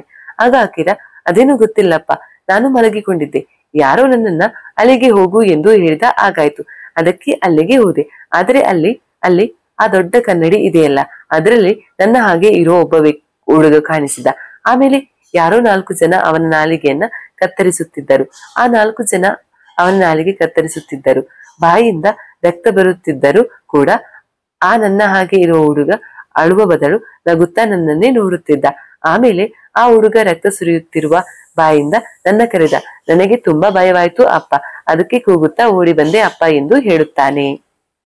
ಆಗ ಹುಲಿಯಪ್ಪ ಏನೋ ಯೋಚನೆ ಮಾಡುತ್ತಿರುವಾಗ ಸುಯ್ಯ ಎನ್ನುವ ಬಿರುಗಾಳಿಯ ಸದ್ದು ಕೇಳಲು ಶುರು ಮಾಡುತ್ತದೆ. ಇದೇನಿದು ಎನ್ನುತ್ತಾ ಎಲ್ಲರೂ ರೂಮ್ ಒಳಗೆ ಹೋಗುತ್ತಾರೆ. ಆ ಬಿರುಗಾಳಿ ಇನ್ನಷ್ಟು ಜೋರಾಗುತ್ತದೆ. ಆಗ ರೂಮ್ನ ಕಿಟಕಿಯ ಕದಗಳು ಪಟಪಟನೆ ಬಡಿದುಕೊಳ್ಳುತ್ತಾ ಅವುಗಳ ಮುಚ್ಚುವಿಕೆ ತೆರೆಯುವಿಕೆ ಶುರುವಾಗುತ್ತದೆ. ಇವರು ಹೋಗಿ ಆ ಕಿಟಕಿಗಳನ್ನ ಎಷ್ಟೇ ಗಟ್ಟಿಯಾಗಿ ಒತ್ತಿ ಹಿಡಿದರೂ ಗಾಳಿ ರಭಸಕ್ಕೆ ಸರಿದಾಡುತ್ತಲೇ ಇದ್ದವು. ಸ್ವಲ್ಪ ಸಮಯದ ನಂತರ ರೂಮ್ ನಲ್ಲಿಯೂ ಲೈಟುಗಳು ಆರಲು ಹತ್ತಲು ಶುರು ಮಾಡಿದವು. ಎಲ್ಲರೂ ಎದರಿಕೊಂಡು ಒಂದು ಕಡೆ ಗುಂಪಾಗಿ ಒಬ್ಬರನ್ನೊಬ್ಬರು ಗಟ್ಟಿಯಾಗಿ ಹಿಡಿದುಕೊಂಡು ನಿಂತರು. ಎಲ್ಲರ ಮೊಗದಲ್ಲೂ ಭಯ ತುಂಬಿ ತುಳುಕಾಡುತ್ತಿದ್ದವು. ಆಮೇಲೆ ಒಮ್ಮಿಂದೊಮ್ಮೆಲೆ ಕಿಟಕಿಗಳು ಬಾಗಿಲುಗಳು ಲಾಕ್ ಆಗಿ ಹೋದವು. ಆಗ ರೂಮ್ ಹೊರಗಡೆಯಿಂದ ಯಾರೋ 4-6 ಜನ ಓಡಾಡುವ ಶಬ್ದ. ಯಾರು ಯಾರು ಎಂದು ಕೇಳಿದರೆ ಯಾವುದೇ ಮಾತಿಲ್ಲ. ಒಂದು ಸಾರಿ ಯಾರೋ ಕದವನ್ನ ಬಾರಿಸುತ್ತಿರುವ ಶಬ್ದ. ಹೀಗೆ ನಾನಾ ರೀತಿಯಲ್ಲಿ ಏನೇನೋ ಘಟನೆಗಳು. ಆಮೇಲೆ ಯಾರೋ ಬಾಗಿಲನ್ನ ತೆಗೆದಂತೆ ಆಗುತ್ತದೆ. ಒಂದು ಸಾರಿ ಯಾರೋ ಕದವನ್ನ ಬಾರಿಸುತ್ತಿರುವ ಶಬ್ದ. ಹೀಗೆ ನಾನಾ ರೀತಿಯಲ್ಲಿ ಏನೇನೋ ಘಟನೆಗಳು. ಆಮೇಲೆ ಯಾರೋ ಬಾಗಿಲನ್ನ ತೆಗೆದಂತೆ ಆಗುತ್ತದೆ. ಆಗ ಎಲ್ಲರೂ ಹೊರಗೆ ಓಡಿ ಬರುತ್ತಾರೆ. ಹೊರಗೆ ಬಂದ ತಕ್ಷಣ ಎಲ್ಲೋ ಇದ್ದ ಒಂದು ಚೇರ್ ಇವರ ಮುಂದೆ ಬಂದು ಅಲುಗಾಡಲು ಶುರು ಮಾಡುತ್ತೆ. ಅದನ್ನು ನೋಡಿ ಹುಲಿಯಪ್ಪ ಮತ್ತು ಅವನ ಕುಟುಂಬ ಎಲ್ಲರೂ ಎದರಿ ಮುಂದೆ ಓಡಿ ಹೋಗುತ್ತಾರೆ. ಇದ್ದಕ್ಕಿದ್ದಂತೆ ಇಡೀ ಗೆಸ್ಟ್ ಹೌಸ್ನ ಕಿಟಕಿ ಬಾಗಿಲುಗಳು ಮುಚ್ಚುವಿಕೆ ತೆರೆಯುವಿಕೆ. ಎಲ್ಲೋ ಒಂದು ಕಡೆ ಹುಡುಗಿಯ ಧ್ವನಿ, ಹುಡುಗನ ಅಳು, ಯಾವುದೋ ಒಂದು ಹೆಣ್ಣು ಗೋಗೊರೆಯುವ ಕೂಗು, ಗೋಡೆಗಳ ಮೇಲೆ ರಕ್ತ ಚೆಲ್ಲುವಿಕೆ, ಸೀರೆಗಳ ಹಾರಾಟ ಎಲ್ಲವೂ ಹುಲಿಯಪ್ಪನ ಕುಟುಂಬಕ್ಕೆ ಗೋಚರಿಸುತ್ತಾ ಹೋಗುತ್ತದೆ. ಇವರು ಅದೆಲ್ಲವನ್ನ ನೋಡಿ ಭಯಗೊಂಡು ಹಾಗೆ ಓಡುತ್ತಾ ಮತ್ತೊಂದು ರೂಮ್ಗೆ ಹೋಗುತ್ತಾರೆ. ಇವರು ಆ ರೂಮ್ಗೆ ಹೋದ ತಕ್ಷಣ ಆ ರೂಮ್ನ ಬಾಗಿಲು ತನ್ನಿಂದ ತಾನೇ ಲಾಕ್ ಆಗಿ ಬಿಡುತ್ತದೆ. ಆಮೇಲೆ ಎಲ್ಲ ಕೂಗಾಟ ಹಾರಾಟಗಳು ಮೌನ ಆಗುತ್ತವೆ. ಆಗ ಇಡೀ ಗೆಸ್ಟ್ ಹೌಸ್ ಶಾಂತ ರೀತಿಯಲ್ಲಿರುವಂತೆ ಕಾಣುತ್ತದೆ. ಆಮೇಲೆ ಸ್ವಲ್ಪ ಸಮಯ ಬಿಟ್ಟು ಹುಲಿಯಪ್ಪ ಮೆಲ್ಲನೆ ಕಿಟಕಿಯ ಬಾಗಿಲು ತೆರೆದಾಗ ಕಿಟಕಿ ಆಚೆ ಯಾರೋ 2 ವ್ಯಕ್ತಿಗಳು ನಿಂತಿರುವುದು ಕಂಡು ಹುಲಿಯಪ್ಪ ತುಂಬಾ ಭಯಗೊಂಡು ಮತ್ತೆ ಕಿಟಕಿಯನ್ನ ಕ್ಲೋಸ್ ಮಾಡುತ್ತಾನೆ. ಆಮೇಲೆ ಶಾಂತವಾಗಿದ್ದ ರೂಮ್ನ ಬಾಗಿಲು ಯಾರೋ ತಟ್ಟಿದ ಹಾಗೆ ಕೇಳುತ್ತೆ. ಇವರು ಮಾತ್ರ ಬಾಗಿಲು ತೆರೆಯುವುದೇ ಇಲ್ಲ. ಅದರ ಬದಲು ಕಾಪಾಡಿ ಕಾಪಾಡಿ ಎಂದು ಕೂಗಲು ಶುರು ಮಾಡುತ್ತಾರೆ. ಆಗ ಕಿಟಕಿಯಿಂದ, ಸರ್ ಬಾಗಿಲು ತೆರೆಯಿರಿ, ನಾವು ಈ ಗೆಸ್ಟ್ ಹೌಸ್ನವರು ಎಂದಾಗ ಹುಲಿಯಪ್ಪನ ಕುಟುಂಬಕ್ಕೆ ಸ್ವಲ್ಪ ಧೈರ್ಯ ಬಂದು ಮೆಲ್ಲನೆ ಬಾಗಿಲು ತೆರೆದಾಗ ಬಾಗಿಲು ಹೊರಗೆ ಆ 4 ಯುವಕರು ನಿಂತಿರುತ್ತಾರೆ. ಅದರಲ್ಲಿ ಒಬ್ಬ ವ್ಯಕ್ತಿ ಒಂದು ದೊಡ್ಡ ಕ್ಯಾಮೆರಾ ಹಿಡಿದುಕೊಂಡು ನಿಂತಿರುತ್ತಾನೆ. ಆಗ ಹುಲಿಯಪ್ಪ, ಏನಿದು, ಯಾಕೆ ಹೀಗೆ, ಏನಾಗ್ತಿದೆ ಇಲ್ಲಿ, ನೀವು ಇಷ್ಟೊತ್ತು ಎಲ್ಲಿ ಹೋಗಿದ್ರಿ, ಅದೇನದು ಕ್ಯಾಮೆರಾ ಎಂದು ಉಸಿರು ಬಿಡದ ಹಾಗೆ ಆ ಯುವಕರನ್ನ ಪ್ರಶ್ನಿಸುತ್ತಿದ್ದಾರೆ. ಹುಲಿಯಪ್ಪನ ಹೆಂಡತಿ, ಮಗ, ಮಗಳು ಹೆದರಿಕೆಯಿಂದ ಹಾಗೆ ಅಳುತ್ತಾ ನಿಂತಿದ್ದರು. ಆಮೇಲೆ ಆ ಯುವಕರಲ್ಲಿ ಒಬ್ಬ, ಕ್ಷಮಿಸಿ ಸರ್, ಸಮಾಧಾನ, ಬನ್ನಿ ಬನ್ನಿ, ಬೇಗ ಬನ್ನಿ, ಇಲ್ಲಿಂದ ಮೊದಲು ಹೋಗೋಣ ಬನ್ನಿ ಎನ್ನುತ್ತಾನೆ. ಆಗ ಹುಲಿಯಪ್ಪ ಸಿಟ್ಟಿನಿಂದ, ಇದು ನಿಮ್ಮದೇ ಏನೋ ಇರಬೇಕು, ಏನು ಹೇಳಿ ಎಂದು ಸಿಟ್ಟಿನಿಂದ ಗದರಿದಾಗ ಆ ಯುವಕ, ಸರ್ ಅದು ಅದು ಅದು ಏನಂದ್ರಿ ಎಂದು ಏನೋ ಹೇಳಲು ತೊದಲುತ್ತಿದ್ದಾಗ ಗೆಸ್ಟ್ ಹೌಸಿನ ಕೆಲ ವಿದ್ಯುತ್ ದೀಪಗಳ ಅಲುಗಾಡಲು ಶುರುವಾಗುತ್ತವೆ. ಮತ್ತೆ ಅದೇ ಸಮಯಕ್ಕೆ ಜೋರು ಗಾಳಿ ಕೂಡ. ಗೆಸ್ಟ್ ಹೌಸ್ನ ಎಲ್ಲ ಕದ ಮತ್ತು ಕಿಟಕಿ ತನ್ನಿಂದ ತಾನೇ ಬಡಿದುಕೊಳ್ಳಲಾರಂಭಿಸಿದವು. ಅದೆಷ್ಟು ಜೋರು ಗಾಳಿ ಎಂದರೆ ಅಲ್ಲಿದ್ದ ಎಲ್ಲರಿಗೂ ನಿಂತಲ್ಲಿ ನಿಲ್ಲಲಾಗುತ್ತಿಲ್ಲ. ಎಲ್ಲರೂ ಆ ಕಡೆ ಈ ಕಡೆ ಎಂದು ಸರಿದಾಡುತ್ತಾ ಹೇಗೋ ಪ್ರಯತ್ನ ಪಟ್ಟು ಎಲ್ಲರೂ ಒಂದು ರೂಮಿಗೆ ಹೋಗಿ ಎಲ್ಲ ಕದ ಕಿಟಕಿಗಳನ್ನ ಮುಚ್ಚುತ್ತಾರೆ. ಆದರೂ ಸುಯಿ ಎನ್ನುವ ಗಾಳಿ ನಿಲ್ಲುವುದೇ ಇಲ್ಲ. ಮತ್ತೆ ಇಲ್ಲಿಂದಲ ಹುಡುಗ ಕೂಗುವ ಸದ್ದು, ಹುಡುಗಿ ಅಲ್ವ ಸದ್ದು, ಒಂದು ಹೆಣ್ಣು ವಿಕೃತವಾಗಿ ನಗುವ ಸದ್ದು, ಏನೇನೋ ಸ್ವಲ್ಪ ಸಮಯದವರೆಗೆ ಕೇಳುತ್ತಾ ಕೇಳುತ್ತಾ ಆಮೇಲೆ ಆ ಕೂಗು ಸದ್ದು ಗಾಳಿ ಮೆಲ್ಲಗೆ ಮೆಲ್ಲಗೆ ಕಡಿಮೆಯಾಗಿ ಅವರೆಲ್ಲ ಇರುವ ರೂಮ್ ಶಾಂತವಾದಂತೆ ಅನಿಸುತ್ತದೆ. ಆಮೇಲೆ ತಾವು ನಿಂತುಕೊಂಡ ಜಾಗದಿಂದ ಒಬ್ಬರ ಮುಖ ಒಬ್ಬರು ನೋಡಿಕೊಳ್ಳುತ್ತಾರೆ. ಎಲ್ಲರೂ ಹತ್ತಿರ ಹತ್ತಿರ ಬರುತ್ತಾರೆ. ಆಗ ಹುಲಿಯಪ್ಪನ ಹೆಂಡತಿ ಗೌರಿ, ಮಗಳು ಅದಿತಿ, ಮಗ ಆಕಿರ ಎಲ್ಲರೂ ಒಟ್ಟಿಗೆ ಹುಲಿಯಪ್ಪನನ್ನ ಸುತ್ತುವರೆದು ಅಪ್ಪಿಕೊಂಡು ಅಳುತ್ತಾ ಎದರುತ್ತಾ ನಿಂತಿರುತ್ತಾರೆ. ಆಗ ಆ ಗೆಸ್ಟ್ ಹೌಸ್ನ ಆ 4 ಯುವಕರು ಇವರ ಹತ್ತಿರ ಬಂದು ನಿಂತು, ಕ್ಷಮಿಸಿ ಸಾರ್, ನಾವು ನಿಮಗೆ ಸುಳ್ಳು ಹೇಳಿದೆವು, ಇದು ನಮ್ಮ ಗೆಸ್ಟ್ ಹೌಸ್ ಅಲ್ಲ, ಇದು ಯಾರದ್ದೋ ಏನೋ ಗೊತ್ತಿಲ್ಲ. ಹಾಗೆ ಹೀಗೆ ಒಂದು ಅರಿದು ಬಂದ ಸುದ್ದಿ ಏನೆಂದರೆ ಈ ಒಂದು ಗೆಸ್ಟ್ ಹೌಸ್ ನಲ್ಲಿ ಆತ್ಮಗಳಿವೆ ಎಂಬ ಸುದ್ದಿ. ನಾವು ಕೂಡ ಇತ್ತಿತ್ತಲಾಗಿ ಯೂಟ್ಯೂಬ್ ಚಾನಲ್ ಆರಂಭ ಮಾಡಿದ್ದೇವೆ. ಇಂತಹ ಹಲವು ವಿಸ್ಮಯ ವಿಶೇಷ ಅನ್ನಿಸುವ ಜಾಗಗಳಲ್ಲಿ ಹೋಗಿ ನೇರವಾಗಿ ವಿಡಿಯೋ ಮಾಡುತ್ತಾ ಚಾನೆಲ್ ನಲ್ಲಿ ಆಗ್ತಾ ಇರ್ತೀವಿ. ಇದರ ಒಂದು ಈ ತರಹದ ಸುದ್ದಿ ಕೇಳಿ 2 ದಿನದ ಹಿಂದೆ ಬಂದು ಹಾಳಾಗಿ ಹೋದ ಒಂದೆರಡು ರೂಮ್ಗಳನ್ನ ತಕ್ಕ ಮಟ್ಟಿಗೆ ಚೆನ್ನಾಗಿ ಕಾಣುವ ಹಾಗೆ ತಯಾರು ಮಾಡಿದೆವು. ಕಾರಣ ಇಷ್ಟೇ, ಈ ಗೆಸ್ಟ್ ಹೌಸ್ ನಲ್ಲಿ ಸಮಸ್ಯೆ ಇದೆ ಅಂತ ನಮ್ಗೆ ಗೊತ್ತು. ಆದರೆ ಗೊತ್ತಿಲ್ಲದವರು ನಮ್ಮ ಜೊತೆಗೆ ಇದ್ದರೆ ಆ ಆತ್ಮದ ಜೊತೆಗಿನ ಎಕ್ಸ್ಪೀರಿಯನ್ಸ್ ಬೇರೊಂದು ರೀತಿಯಲ್ಲಿ ಇರುತ್ತೆ ಅಂತ ತಿಳಿದು ನೀವು ಬಂದಾಗ ಆ ವಿಷಯದ ಬಗ್ಗೆ ಹೇಳದೆ ನಮ್ಮದೇ ಗೆಸ್ಟ್ ಹೌಸ್ ಅಂತ ಹೇಳಿದೆವು ಸರ್, ಅಷ್ಟೇ. ಈ ಗೆಸ್ಟ್ ಹೌಸ್ ನ ಹಲವು ಕಡೆಗಳಲ್ಲಿ ಕ್ಯಾಮೆರಾ ಫಿಕ್ಸ್ ಮಾಡಿದ್ದೇವೆ. ನಿಮಗೆ ಮತ್ತು ನಮಗೆ ಅನುಭವಕ್ಕೆ ಬಂದ ಎಲ್ಲವೂ ಆ ಕ್ಯಾಮೆರಾದಲ್ಲಿ ರೆಕಾರ್ಡ್ ಆಗಿರುತ್ತೆ. ದಯವಿಟ್ಟು ಕ್ಷಮಿಸಿ ಬಿಡಿ ಸರ್, ನಿಮ್ಮ ಹೊಣೆ ನಮ್ಮದು. ತಾವು ಯಾವುದೂ ಕಾರಣಕ್ಕೂ ಹೆದರುವ ಅವಶ್ಯಕತೆ ಇಲ್ಲ. ಮತ್ತೊಂದು ಸಾರಿ ಹೇಳ್ತೀನಿ, ದಯವಿಟ್ಟು ಕ್ಷಮಿಸಿ ಸರ್ ಎಂದು ಹೇಳುತ್ತಾನೆ. ಹುಲಿಯಪ್ಪನಿಗೆ ಏನು ಹೇಳಬೇಕು ಒಂದು ತಿಳಿಯದಾಯಿತು. ಆದರೂ ತನ್ನೊಳಗೆ ತಾನೇ ಏನಿದು ಅವಾಂತರ, ಯುವಕರ ಈ ಮಂಗನಾಟಕ್ಕೆ ನನ್ನ ಸಂಸಾರ ತೊಂದರೆಯಲ್ಲಿ ಸಿಕ್ಕಿ ಹಾಕಿಕೊಂಡಿತು, ಭಯಗೊಂಡಿತು. ಹೆಚ್ಚು ಕಡಿಮೆ ಏನಾದ್ರೂ ಸಮಸ್ಯೆ ಆಗಿದ್ದರೆ ಹೇಗೆ? ಛೇ, ಎಂತ ಯುವಕರಿವರು, ತಮ್ಮ ತಮ್ಮ ಖುಷಿ ಸಂತೋಷಕ್ಕೋಸ್ಕರ ಬೇರೊಬ್ಬರ ಜೀವನದಲ್ಲಿ ಈ ರೀತಿ ಆಟವಾಡಿ ತಮಾಷೆ ನೋಡುವುದೇ ಅಂದುಕೊಳ್ಳುತ್ತಾ, ಛೇ, ಹೀಗೇನು ಮಾಡುವುದು, ಈ ರಾತ್ರಿಯಲ್ಲಿ ಮುಂದೇನು ಎಂದು ಆ ಯುವಕರನ್ನ ಕೇಳುತ್ತಾನೆ. ಆಗ ಆ ಯುವಕರಲ್ಲಿ ಒಬ್ಬ, ನಮ್ಮ ಹತ್ತಿರವೂ ಕಾರಿದೆ ಸರ್, ತಾವೆಲ್ಲರೂ ನಮ್ಮ ಕಾರೊಳಗೆ ಮುಂದೆ ಹೋಗೋಣ, ಅಲ್ಲಿ ನಾವು ಹಿಡಿದುಕೊಂಡ ರೂಮ್ ಇದೆ, ಬೆಳಗ್ಗೆವರೆಗೆ ಅಲ್ಲೇ ಇದ್ದು ಬೆಳಗ್ಗೆ ಆದ ತಕ್ಷಣ ಯಾರಾದ್ರೂ ಮೆಕ್ಯಾನಿಕ್ ಕರೆಸಿ ಕಾರ್ ರಿಪೇರಿ ಮಾಡಿಕೊಂಡು ಹೋದರಾಯ್ತು ಎನ್ನುತ್ತಾನೆ. ಹುಲಿಯಪ್ಪನಿಗೆ ಅದು ಸರಿ ಅನಿಸಿ, ನಡೆಯಿರಿ ಹೋಗೋಣ ಎನ್ನುತ್ತಾನೆ.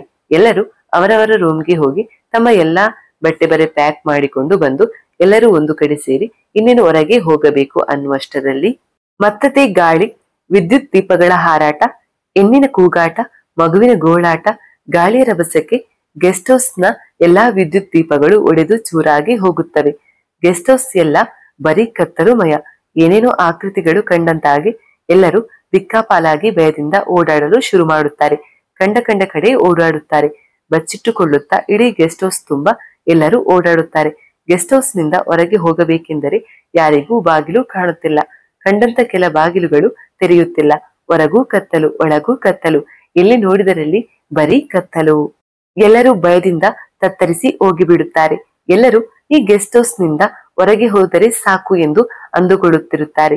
ಹೀಗೆ ಇತ್ತಿಂದಿತ್ತ ಅಲೆದಾಡಿ ಸಾಕಾಗಿ ಕೊನೆಗೆ ಆ 4 ಯುವಕರು ಆ ಗೆಸ್ಟ್ ಹೌಸ್ ನ ಸಿಕ್ಕ ಸಿಕ್ಕ ಕೆಲ ಕಿಟಕಿ ಬಾಗಿಲುಗಳಿಂದ ಹೇಗೋ ಪ್ರಯತ್ನ ಪಟ್ಟು ಒಬ್ಬೊಬ್ಬರು ಆ ಗೆಸ್ಟ್ ಹೌಸ್ ನಿಂದ ಹೊರಗೆ ಓಡುತ್ತಾರೆ. ಹುಲಿಯಪ್ಪ ಮಾತ್ರ ತನ್ನ ಹೆಂಡತಿ ಮಕ್ಕಳನ್ನ ಕೂಗುತ್ತಾ ಹುಡುಕುತ್ತಾ ಭಯದಿಂದ ಆ ಗೆಸ್ಟ್ ಹೌಸ್ ನಲ್ಲೇ ಅತ್ತ ಇತ್ತ ಓಡಾಡುತ್ತಾ ಸುತ್ತುಡುವಾಗ ಒಂದು ಕಡೆ ಹೆಂಡತಿ, ಇನ್ನೊಂದು ಕಡೆ ಮಗ, ಮತ್ತೊಂದು ಕಡೆ ಮಗಳು, ಹೀಗೆ ಒಬ್ಬೊಬ್ಬರಾಗಿ ಒಂದೊಂದು ಜಾಗದಲ್ಲಿ ಎನ್ನುವಂತೆ ಎಲ್ಲರೂ ಸಿಗುತ್ತಾರೆ. ಕೊನೆಗೆ ಎಲ್ಲರೂ ಒಟ್ಟಾರೆಯಾಗಿ ಹೊರಗೆ ಹೋಗುವ ದಾರಿಯನ್ನ ಹುಡುಕುತ್ತಾ ಹುಡುಕುತ್ತಾ ಇಡೀ ಗೆಸ್ಟ್ ಹೌಸ್ ನ ಓಡಾಡಿ ಹೇಗೋ ಕೊನೆಗೆ ಮುಖ್ಯ ಬಾಗಿಲಿಗೆ ಬರುತ್ತಾರೆ. ಆ ಬಾಗಿಲು ಕಂಡ ತಕ್ಷಣ ಹುಲಿಯಪ್ಪ ಆ ಬಾಗಿಲನ್ನ ತೆಗೆಯಲು ಪ್ರಯತ್ನ ಮಾಡುತ್ತಾನೆ. ಆದರೆ ಬಾಗಿಲು ತೆರೆಯುವುದೇ ಇಲ್ಲ. ಆಮೇಲೆ ಎಲ್ಲರೂ ಸೇರಿ ತೆಗೆಯಲು ಪ್ರಯತ್ನ ಮಾಡುತ್ತಾರೆ. ಆಗಲೂ ತೆರೆಯುವುದಿಲ್ಲ. ಮುಂದೇನಾಗುವುದು ಎಂಬ ಭಯದಲ್ಲಿ ಕಾಪಾಡಿ ಕಾಪಾಡಿ ಎಂದು ಕದಬಡಿಯುತ್ತಾ ಕೂಗಾಡಲು ಶುರು ಮಾಡುತ್ತಾರೆ. ಇವರ ಕೂಗು ಹೊರಗಡೆ ಹೋದಂತ ಆ 4 ಯುವಕರಿಗೂ ಸ್ಪಷ್ಟವಾಗಿ ಕೇಳುತ್ತದೆ. ಆಗ ಆ ಯುವಕರೆಲ್ಲರೂ ಒಟ್ಟಾರೆಯಾಗಿ ಕೂಡಿ ಅವರ ಕೂಗು ಎಲ್ಲಿಂದ ಬರುತ್ತಿದೆ ಎಂದು ಗೆಸ್ಟ್ ಹೌಸ್ ಸುತ್ತುವರೆದು ಅವರು ಕೂಡ ಭಯದಿಂದ ಓಡಾಡುತ್ತಾ ಹುಡುಕಲು ಶುರು ಮಾಡುತ್ತಾರೆ. ಕೊನೆಗೆ ಆ ಯುವಕರು ಕೂಡ ಆ ಗೆಸ್ಟ್ ಹೌಸ್ ನ ಮುಖ್ಯ ಬಾಗಿಲ ಹತ್ತಿರ ಬಂದಾಗ ಆ ಹುಲಿಯಪ್ಪ ಮತ್ತು ಅವನ ಮನೆಯವರ ಆ ಕಾಪಾಡಿ ಕಾಪಾಡಿ ಎನ್ನುವ ಕೂಗು ಕೇಳುತ್ತದೆ. ಆ ಬಾಗಿಲ ಪಕ್ಕ ಕಿಟಕಿಯನ್ನ ಅವರನ್ನ ನೋಡಿದ ಯುವಕರೆಲ್ಲ ಸೇರಿ ಆ ಬಾಗಿಲ ಹತ್ತಿರ ಹೋಗಿ ಆ ಬಾಗಿಲನ್ನ ತೆರೆಯಲು ಪ್ರಯತ್ನ ಮಾಡುತ್ತಾರೆ. ಅತ್ತ ಒಳಗಿಂದ ಹುಲಿಯಪ್ಪನ ಸಂಸಾರ ಪ್ರಯತ್ನ ಮಾಡುತ್ತಿದ್ದರೆ ಇತ್ತ ಹೊರಗಡೆಯಿಂದ ಈ 4 ಯುವಕರು ಎಷ್ಟೇ ಪ್ರಯತ್ನ ಪಟ್ಟರೂ ಕೂಡ ಬಾಗಿಲನ್ನ ಮಾತ್ರ ತೆರೆಯಲು ಆಗುವುದೇ ಇಲ್ಲ. ಹೊರಗೆ ಸುಯಿ ಎನ್ನುವ ಗಾಳಿ, ಮರಗಿಡಗಳ ಅಲ್ಲಾಡುವಿಕೆ, ಒಳಗೆ ಆ ಕತ್ತಲು ತುಂಬಿದ ಗೆಸ್ಟ್ ಹೌಸ್ ನಲ್ಲಿ ಹುಲಿಯಪ್ಪ ಸಂಸಾರ ಅಳುವ, ಭಯದ ಕೂಗಾಟ, ಮುಂದೇನಾಗುತ್ತೆ ಎಂದು ಯಾರಿಗೂ ಅರಿಯದ ವಿಷಯ. ಹೀಗಿದ್ದಾಗ ಒಮ್ಮಿಂದೊಮ್ಮೆಲೆ ಗಾಳಿ, ಹಾರಾಟ, ಕೂಗಾಟ ಎಲ್ಲವೂ ಸ್ತಬ್ಧವಾಗುತ್ತೆ. ಗೆಸ್ಟ್ ಹೌಸ್ ನ ಕಿಟಕಿಯ ಆ ಕಡೆ ಹುಲಿಯಪ್ಪನ ಸಂಸಾರ, ಹೊರಗೆ ಈ 4 ಯುವಕರು. ಈ ಶಬ್ದಗಳೆಲ್ಲ ನಿಂತ ಮೇಲೆ ಕಿಟಕಿಯಿಂದಲೇ ಭಯದಿಂದ ಒಬ್ಬರ ಮೊಗ ಒಬ್ಬರು ನೋಡುತ್ತಿದ್ದಾಗ ಇದ್ದಕ್ಕಿದ್ದ ಹಾಗೆ ಯಾವುದೋ ಒಂದು ಗಾಳಿ ಅಂತ ಕಣ್ಣಿಗೆ ಕಾಣದಂತ ಶಕ್ತಿ ಸುಯ್ಯನೆ ಬಂದು ಒಳಗೆ ಇದ್ದ ಹುಲಿಯಪ್ಪ ಮತ್ತು ಅವನ ಕುಟುಂಬವನ್ನ ನೋಡುತ್ತಿದ್ದಂತೆ ಆ 4 ಯುವಕರ ಕಣ್ಣ ಮುಂದೆಯೇ ಜೋರಾಗಿ ಹಿಂದಕ್ಕೆ ದರದರನೆ ಎಳೆದುಕೊಂಡು ಹೋಗಿಬಿಡುತ್ತೆ. ಗೆಸ್ಟ್ ಹೌಸ್ ಹೊರಗೆ ಕಿಟಕಿಯಿಂದ ನೋಡುತ್ತಿದ್ದ ಆ 4 ಯುವಕರು ಅತಿ ಭಯದಿಂದ ಅಸಹಾಯಕ ಪರಿಸ್ಥಿತಿಯಲ್ಲಿ ಹಾಗೆ ನೋಡುತ್ತಾ ನಿಂತು ಬಿಡುತ್ತಾರೆ. ಆ 4 ಯುವಕರಿಗೆ ಏನೂ ತೋಚುತ್ತಿಲ್ಲ. ಒಳಗೆ ಹೋಗಲು ಭಯ. ಆದರೂ ಹೇಗೋ ಧೈರ್ಯ ಮಾಡಿ ಬಾಗಿಲ ಹತ್ತಿರ ಬಂದು ಆ 4 ಯುವಕರು ಸರ್ ಸರ್ ಎನ್ನುತ್ತಾ ಬಾಗಿಲನ್ನ ಬಡಿಯುತ್ತಾ ನಿಂತಾಗ ಈ ಗಾಳಿ, ಹಾರಾಟ, ಕೂಗಾಟ, ಬಾಗಿಲು ಮತ್ತು ಕಿಟಕಿಯ ಬಾಗಿಲು ಅಲ್ಲಾಡುವುದು ಕೂಡ ಎಲ್ಲವೂ ನಿಂತು ಬಿಡುತ್ತೆ. ಎಲ್ಲವೂ ಸ್ತಬ್ಧ, ಎಲ್ಲವೂ ತಟಸ್ಥವಾಗಿ ಬಿಡುತ್ತೆ. ಆಗ ಆ ಯುವಕರು ಗೆಸ್ಟ್ ಹೌಸ್ ಬಾಗಿಲಿನ ಪಕ್ಕದ ಕಿಟಕಿಯಲ್ಲಿ ಒಂದು ಸಾರಿ ಸುತ್ತಲೂ ನೋಡುತ್ತಾರೆ. ಮತ್ತೆ ಬಾಗಿಲಿನ ಹತ್ತಿರ ಬಂದು ಮತ್ತೆ ಸರ್ ಸರ್ ಎನ್ನುತ್ತಾ ಬಾಗಿಲನ್ನ ತೆರೆಯಲು ಪ್ರಯತ್ನ ಮಾಡುತ್ತಾರೆ. ಇನ್ನೇನು ಬಾಗಿಲು ತೆರೆಯಬೇಕು ಎನ್ನುವಷ್ಟರಲ್ಲಿ ಆ ಯುವಕರು ಬಡಿಯುತ್ತಿದ್ದ ಬಾಗಿಲು ಒಮ್ಮೆಲೆ ತನ್ನಿಂದ ತಾನೇ ಪಟನ್ನೆ ತೆರೆದುಕೊಂಡು ಬಿಡುತ್ತೆ. ತೆರೆದ ತಕ್ಷಣ ಭಯ, ವಿಚಿತ್ರ ನಡುವೆ ಒಬ್ಬರಿಗೊಬ್ಬರು ಮೊಗವನ್ನ ನೋಡಿಕೊಳ್ಳುತ್ತಾರೆ. ಆಮೇಲೆ ಇನ್ನೇನು ಒಳಗೆ ಹೆಜ್ಜೆ ಇಡಲೋ ಬೇಡವೋ ಎನ್ನುತ್ತಾ ಎಲ್ಲರೂ ಒಂದು ಹೆಜ್ಜೆ ಇಟ್ಟಿರುತ್ತಾರೆ. ಇನ್ನೊಂದು ಹೆಜ್ಜೆ ಇಟ್ಟು ಒಳಗೆ ಹೋಗಬೇಕು ಅನ್ನುವಷ್ಟರಲ್ಲಿ ಆ 4 ಯುವಕರ ಮೈ ಮೇಲೆ ಮತ್ತು ಮೊಗದ ಮೇಲೆಲ್ಲ ಎಲ್ಲಿಂದಲೋ ರಕ್ತ ಬಂದು ಸಿಡಿದು ಬೀಳುತ್ತದೆ. ಮರುದಿನ ಬೆಳಿಗ್ಗೆ ಆ ಎಸ್ಟೇಟ್ ಹತ್ತಿರದ ಒಂದು ಪೊಲೀಸ್ ಸ್ಟೇಷನ್ಗೆ ಒಂದು ಸುದ್ದಿ ಬರುತ್ತೆ. ಕರಡಿಗುಡ್ಡ ಎಸ್ಟೇಟ್ ನಲ್ಲಿ 4 ಶವಗಳು ಸಿಕ್ಕಿವೆ ಅಂತ. ಆ ಸ್ಟೇಷನ್ಗೆ ಹೊಸದಾಗಿ ಬಂದ ಒಬ್ಬ ಎಸ್ಐ ಒಂದು ಸಣ್ಣ ಟೀಮ್ ಕರೆದುಕೊಂಡು ಆ ಎಸ್ಟೇಟ್ ಕಡೆಗೆ ಸಾಗುತ್ತಾನೆ. ಹೋಗುವಾಗ ದಾರಿಯ ಮಧ್ಯೆ ತಮ್ಮ ಒಬ್ಬ ಪಿಸಿಗೆ ಏನ್ರಿ ಅದು, ಯಾವ ಎಸ್ಟೇಟ್, ಯಾರದ್ದು, ಏನ್ ಅದ್ರಗತೆ ಎಂದಾಗ ಆಗ ಅಲ್ಲಿನ ಒಬ್ಬ ಪಿಸಿ, ಸರ್ ಅದೊಂದು ಹಳೆಯ ಗೆಸ್ಟ್ ಹೌಸ್ ಊರ ಹೊರಗಡೆ ಇದೆ. ಅದು ಆಡು ಬಿದ್ದು ಸುಮಾರು ವರ್ಷಗಳೇ ಕಳೆದಿವೆ. ಅಲ್ಲಿ ಯಾರೂ ವಾಸಿಸುತ್ತಿಲ್ಲ. ಅದೇನು ಆ ಗೆಸ್ಟ್ ಹೌಸ್ ನಲ್ಲಿ ಹಿಂದೆ ಒಂದು ಸಮಸ್ಯೆಯಾಗಿ ಕ್ಲೋಸ್ ಆಗಿವೆ ಅಂತೆ. ಅವಾಗಿನಿಂದ ಆ ಎಸ್ಟೇಟ್ ನಲ್ಲಿ ಆತ್ಮಗಳು ಓಡಾಡುತ್ತಾ ಇರುತ್ತವೆ ಅಂತ ಎಂಬ ಒಂದಿಷ್ಟು ಸುದ್ದಿ ಸಾರ್ ಎನ್ನುತ್ತಾನೆ. ಆಗ ಆ ಎಸ್ಐ, ಏನ್ರಿ ಇದು, ಈಗಿನ ಕಾಲದಲ್ಲೂ ದೆವ್ವ, ಆತ್ಮ, ಭೂತ ಅನ್ಕೊಂಡು ಅಂದ ಹಾಗೆ ಯಾರದ್ದು ಆ ಎಸ್ಟೇಟ್, ಯಾಕೆ ಯಾರು ವಾಸಿಸುತ್ತಿಲ್ಲ ಅಲ್ಲಿ ಎಂದು ಕೇಳುತ್ತಾನೆ. ಆಗ ಮತ್ತೊಬ್ಬ ಪಿಸಿ, ಹಿಂದೆ ಒಂದು ಫ್ಯಾಮಿಲಿ ಈ ಒಂದು ಗೆಸ್ಟ್ ಹೌಸ್ ನಡೆಸುತ್ತಿತ್ತಂತೆ. ಆ ಫ್ಯಾಮಿಲಿ ಕೂಡ ಅಲ್ಲೇ ವಾಸ ಮಾಡುತ್ತಿತ್ತು ಎಂಬ ಸುದ್ದಿ ಸಾರ್. ಒಂದು ಸಾರಿ 4 ಯುವಕರು ಅಂದರೆ ಕಸ್ಟಮರ್ ಈ ಗೆಸ್ಟ್ ಹೌಸ್ಗೆ ಬಂದಿದ್ದರಂತೆ. ರಾತ್ರಿ ಕುಡಿದ ಮತ್ತಿನಲ್ಲಿ ಈ ಎಸ್ಟೇಟ್ ನ ಮಾಲೀಕನ ಮಗಳನ್ನ ಮತ್ತು ಹೆಂಡತಿಯನ್ನ ಬಲಾತ್ಕಾರ ಮಾಡಿದರಂತೆ. ಜೊತೆಗೆ ಆ ಮಾಲೀಕನಿಗೆ ಒಬ್ಬ ಮಗನಿದ್ದನಂತೆ. ಅವನು ನೋಡಿದನೆಂದು ಆ ಯುವಕರು ಆತನ ನಾಲಿಗೆಯನ್ನ ಕತ್ತರಿಸಿ ಬಿಟ್ಟರಂತೆ. ಎಸ್ಟೇಟ್ ಮಾಲೀಕನಿಗೆ ಒಡೆದು ಬಡಿದು ಮಾಡಿ ಹೋಗಿದ್ದರಂತೆ. ಪಾಪ ಆ ಫ್ಯಾಮಿಲಿ ಅದೇ ಚಿಂತೆಯಲ್ಲಿ ಕೊರಗಿ ಅದೇ ಗೆಸ್ಟ್ ಹೌಸ್ ನಲ್ಲಿ ವಿಷ ಸೇವಿಸಿ ಸತ್ತು ಹೋದರಂತೆ. ಆಮೇಲೆ ಅವರ ಕೆಲವು ಸಂಬಂಧಿಕರು ಬಂದು ಅವರ ಶವಗಳನ್ನ ಆ ಗೆಸ್ಟ್ ಹೌಸ್ ಹಿಂದುಗಡೆ ಮಣ್ಣು ಮಾಡಿದರಂತೆ. ಮಾತು ಸರ್. ಆಮೇಲೆ ಆ ಗೆಸ್ಟ್ ಹೌಸ್ ಅನ್ನ ಹಲವಾರು ಜನ ನಡೆಸಿದರು ಕೂಡ ಆ ಆತ್ಮಗಳು ಅವರಿಗೆ ಕಾಟ ಕೊಡುತ್ತಿದ್ದವಂತೆ. ಹೀಗಾಗಿ ಆಮೇಲೆ ಯಾರು ಕೂಡ ಆ ಎಸ್ಟೇಟ್ ಸಹವಾಸಕ್ಕೆ ಹೋಗಲೇ ಇಲ್ಲ ಎಂದ ಸುದ್ದಿ ಸರ್ ಎನ್ನುತ್ತಾನೆ. ಅಷ್ಟೊತ್ತಿಗೆ ಆ ಎಸ್ಐ ಮತ್ತು ಅವನ ಟೀಮ್ ಆ ಕರಡಿಗುಡ್ಡ ಹೌಸ್ ಹತ್ತಿರ ಬರುತ್ತಾರೆ. ಮೊದಲು ಗೆಸ್ಟ್ ಹೌಸ್ ಹೊರಗಡೆ ಒಂದು ಸುತ್ತು ಹಾಕಿದಾಗ ಅಲ್ಲೊಂದು ಇಲ್ಲೊಂದು ಎಂದು ಒಟ್ಟು 4 ಬಾಡಿಗಳು ಇರುತ್ತವೆ. ಆಗ ಎಸ್ಐ, ಯಾರು ಇವರೆಲ್ಲ? ಇವರು ಇದೇ ಊರಿನವರ ನೋಡಿ ಎಂದು ಕೇಳಿದಾಗ ಆಗ ಆ ಟೀಮ್ನ ಮತ್ತೊಬ್ಬ ಪಿಸಿ ಬಂದು, ಸರ್ ಅದು ಮೊನ್ನೆ ಒಂದು 4 ಹುಡುಗರು ಬಂದಿದ್ರು. ಅದೇನು ಹೊಸದಾಗಿ ಯೂಟ್ಯೂಬ್ ಚಾನಲ್ ಶುರು ಮಾಡಿದ್ದೇವೆ, ಹೆಸರು ವಿಸ್ಮಯ ಪ್ರಪಂಚ ಎಂದರು. ಅದಕ್ಕೋಸ್ಕರ ಇಂತಹ ದೆವ್ವ, ಭೂತ, ಆತ್ಮ, ನಿಗೂಢ, ವಿಸ್ಮಯ ಎಂಬ ಸುದ್ದಿ ಹರಿದಾಡೋ ಇಂತಹ ಹಲವು ಜಾಗಗಳಿಗೆ ಹೋಗಿ ಡೈರೆಕ್ಟ್ ಶೂಟ್ ಮಾಡುತ್ತೇವೆ. ಅದಕ್ಕೆ ಈ ಕರಡಿಗುಡ್ಡ ಎಸ್ಟೇಟ್ಗೆ ಹೋಗಿ ಅಲ್ಲಿ ಶೂಟ್ ಮಾಡ್ಬೇಕು ಅಂದುಕೊಂಡಿದ್ದೇವೆ. ಅದಕ್ಕೆ ಪರ್ಮಿಷನ್ ಬೇಕು ಅಂದಿದ್ರು. ಅದಕ್ಕೆ ನಾನು ಆ ಗೆಸ್ಟ್ ಹೌಸ್ಗೆ ಸಂಬಂಧಪಟ್ಟವರು ಇಲ್ಲಿ ಯಾರೂ ಇಲ್ಲ, ಎಲ್ಲ ಬೇರೆ ಊರಿನಲ್ಲಿ ಇದ್ದಾರೆ ಎಂಬ ಸುದ್ದಿ. ನಮಗೂ ಕೂಡ ಗೊತ್ತಿಲ್ಲ. ಇದೇ ರೀತಿಯಾಗಿ ನಾನು ಕೂಡ ಆ ಹುಡುಗರಿಗೆ ಹಾಗೆ ಹೇಳಿದ್ದೆ. ಕೊನೆಗೆ ನನಗೆ ಸ್ವಲ್ಪ ದುಡ್ಡು ಕೊಟ್ಟರು, ಹಾಗಾಗಿ ನಾನೇ ಹೋಗಿ ಶೂಟ್ ಮಾಡ್ಕೊಳ್ಳಿ ಎಂದಿದ್ದೆ ಅಷ್ಟೇ ಎನ್ನುತ್ತಾನೆ. ಆಗ ಎಸ್ಐ, ಹಾಗಾದ್ರೆ ಇಲ್ಲಿ ಸತ್ತು ಬಿದ್ದವರು ನೀವು ಹೇಳಿದ ಆ 4 ಯುವಕರ, ಅವರು ಇವರೇನ ನೋಡಿ ಎನ್ನುತ್ತಾನೆ. ಆಗ ಆ ಪಿಸಿ, ಹೌದು ಸರ್ ಇವರೇ ಆ 4 ಯುವಕರು ಎನ್ನುತ್ತಾನೆ. ಆಗ ಎಸ್ಐ, ಛೇ ಎಂತ ಕೆಲಸ ಆಗೋಯ್ತು. ಹಾಗಾದ್ರೆ ಈ ಗೆಸ್ಟ್ ಹೌಸ್ಗೆ ಸಂಬಂಧಪಟ್ಟವರು ಈಗ ಇಲ್ಲಿ ಯಾರು ಇಲ್ವಾ? ಅದ್ಯಾರೋ ಬೇರೆ ಊರಲ್ಲಿ ಇದ್ದಾರೆ ಅಂದ್ರಲ್ಲ, ಅವರನ್ನ ಕರೆಸೋ ವ್ಯವಸ್ಥೆ ಮಾಡಿ. ಅಂದ ಹಾಗೆ ಈ ಗೆಸ್ಟ್ ಹೌಸ್ ಅನ್ನ ಮೊದಲು ನಡೆಸುತ್ತಿದ್ದರು ಅಂತ ಹೇಳಿದ್ರಲ್ಲ, ಆ ಮಾಲೀಕರ ಹೆಂಡತಿ ಮಗಳು ಬಲಾತ್ಕಾರ ಆಗಿ ವಿಷ ಸೇವಿಸಿ ಸತ್ತರು ಅಂದ್ರಲ್ಲ, ಅವರ ಹೆಸರೇನು? ಸ್ವಲ್ಪ ಅವರ ಡೀಟೇಲ್ಸ್ ಕೊಡಿ ಎಂದಾಗ ಆಗ ಒಬ್ಬ ಪಿಸಿ, ಸರ್ ಅವರು ಒಟ್ಟು 4 ಜನ ಸರ್. ಆ ಮಾಲೀಕನ ಹೆಸರು ಹುಲಿಯಪ್ಪ, ಹೆಂಡತಿ ಗೌರಿ, ಮಗಳು ಅದಿತಿ ಮತ್ತು ಮಗ ಅಕಿರ ಎಂದು ಹೇಳುತ್ತಾನೆ. ಅಷ್ಟೇ, ಕತೆ ಇಲ್ಲಿಗೆ ಮುಗಿಯುತ್ತೆ.